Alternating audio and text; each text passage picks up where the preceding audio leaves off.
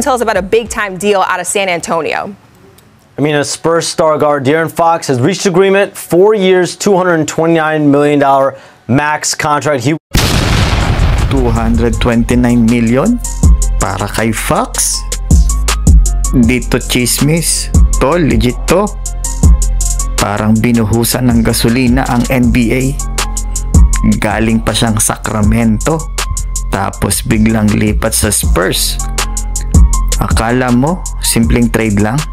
Aba, binigyan agad ng max deal na parang MD fee. Pero teka, panalo ba talaga ang Spurs? O napaikot lang sila ng galing ng PR? Oo, mabilis si Fox. Clutch din. May swag. Pero teka lang, wala pa siyang All-NBA at never pang umabot sa conference finals. Ngayon, siya ang magiging kuya ng bagong tropa sa Spurs.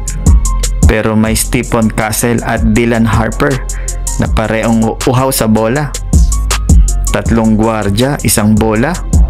Sino ang magpapakumbaba? Tapos eto pa, tol. Binigyan ng Spurs ang ilang asset at future picks. Parang all-in sa poker. Tapos binigyan pa si Fox ng kontratang halos 60 million kada taon. Kung hindi mag-jibe sila ni Wemby, baka maging 229 million na sayang.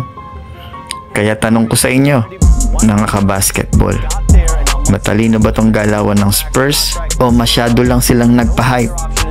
I-comment nyo na sa baba, like at subscribe.